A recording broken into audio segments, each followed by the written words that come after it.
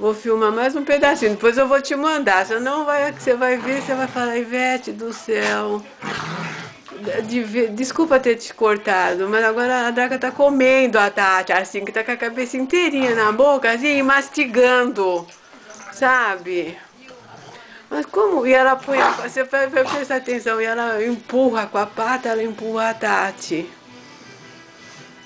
Eu quero ver se vai dar pra ver, porque elas estão de preto, né? Ó, a roupinha de segurança preta e.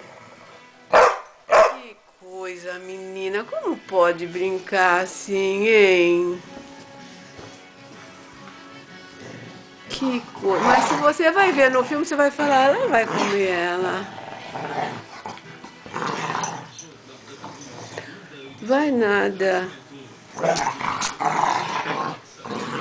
Interessante. É, mas no começo é bom botar uma focinheira nelas, né?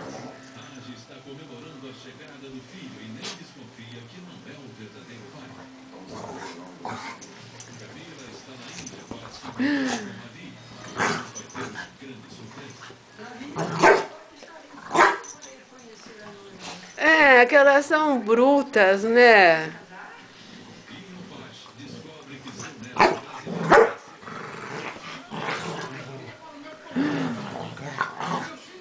Ai, pelo amor de Deus.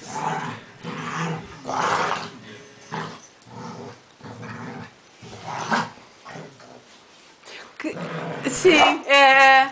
Tem essa também, né? Ai, meu Deus.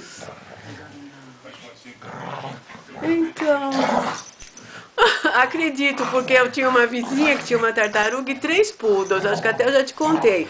Os poodles saíam no quintal, no portão pra latir, e a tartaruga também punha o pescoção pra fora, assim, levantava a cabeça, aí a gente morria de dar risada, Sol.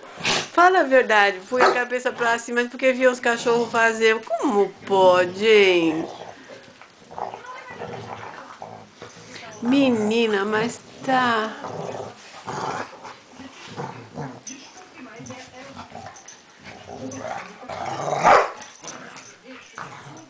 Hum,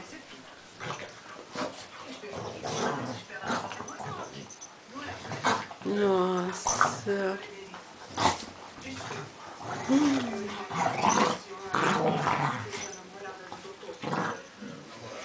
Ah, é? Ah, ah.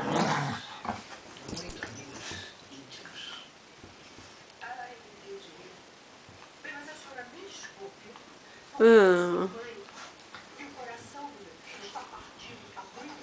que engraçado.